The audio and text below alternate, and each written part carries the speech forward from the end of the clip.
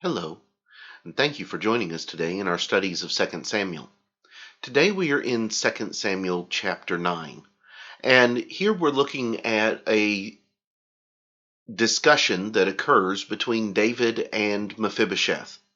Mephibosheth is going to be the only surviving son of Jonathan, David's close friend, who is also the grandson of Saul. And so you're going to have this interaction between the two. And the indication is they have not spent any time with each other before this particular event. And David is not even aware of Mephibosheth's existence or that he is still alive, hence the question that he's going to ask at the start of the chapter. So let's look at a couple of things that we can learn from 2 Samuel chapter 9. First of all, in verse number 3, David makes the statement when he's talking to Ziba and making his request concerning those who are still descendants of Saul. Notice he doesn't even state of Jonathan. He asks for descendants of Saul. He says, "Is there anybody to whom I may show the kindness of God?" It's interesting in the way that David terms it. He doesn't just say someone to whom I can show kindness or someone to whom I can show my kindness, but rather he emphasizes the fact that he wants to show the kindness of God toward the family of Saul. Now, Saul did not have the best reputation when it comes to his relationship with David. Saul was not, by any means, kind to David. As a matter of fact, Saul spent most of the latter years of his life seeking to kill David because of the promises that God had made to David. And yet, David here says, I would like to show the kindness of God. The word here that is translated kindness comes from a Hebrew word that means to be kind based upon prior acquaintance or prior arrangement, or because of a promise that has been made. You have David who gave promises to Jonathan to look out for his family, to take care of his family.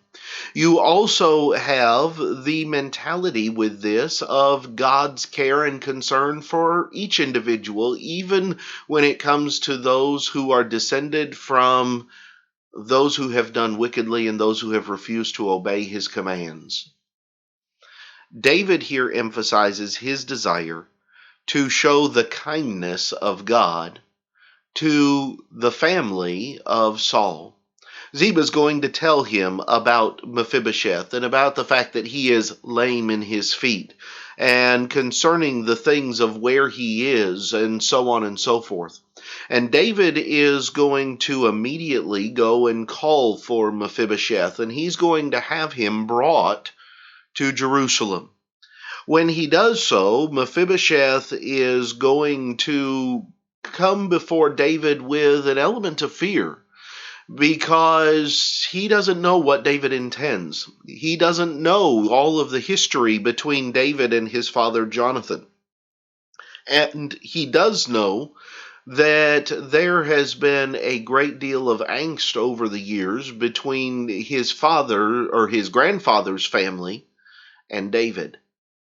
So when he comes before David, David first tells him not to be afraid, that he is not going to hurt him. He is going to show him kindness for Jonathan, his father's sake, again being mindful of the promises that he made to Jonathan back in 1 Samuel.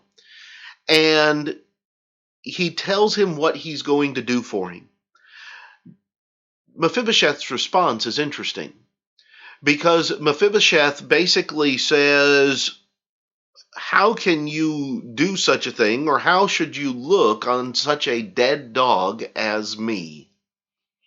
The idea of a dead dog is from a phrase which literally means one that has been put down or killed. And the indication is he's talking more about his physical abilities from the standpoint of him being lame in his feet. He has no existential value as he sees it from the standpoint of receiving these great blessings. he considers himself to be, in a sense, worthless. And remember that the idea of a dog, as it's being utilized in this day and time, is not of the cute, furry pet that most people think of when they think of the idea of a dog today. But rather, it would be of a carnivorous animal that would be a scavenger and a scrapper over the things that are thrown out and cast aside. Mephibosheth does not value himself as being worth anything, and certainly not worth the kindness that David is going to show to him. And yet, David is going to grant Mephibosheth a great deal of kindness, above and beyond what would be required, or what most would even consider to be appropriate or necessary for the king to do for someone that was the descendant of his enemy.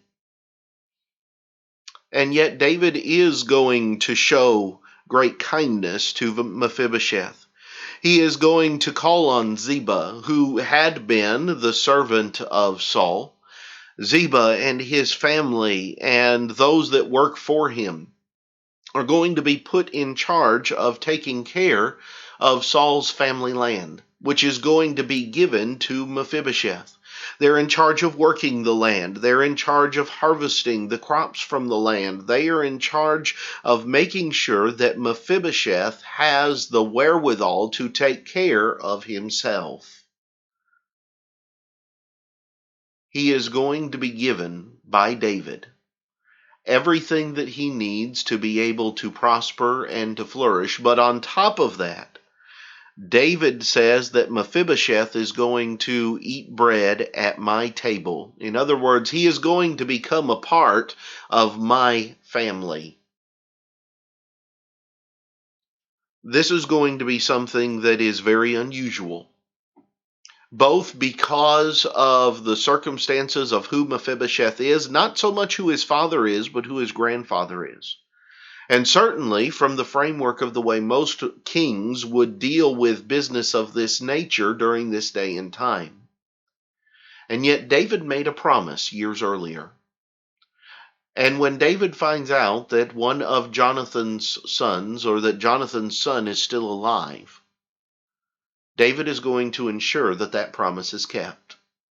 David is going to keep his word to Jonathan, even though Jonathan is no longer there. David is going to keep his promise. These are some of the things that I found in 2 Samuel chapter 9. I think they can help teach us a great deal about keeping our promises and about the importance of how we show kindness to others. I hope that you've benefited from them.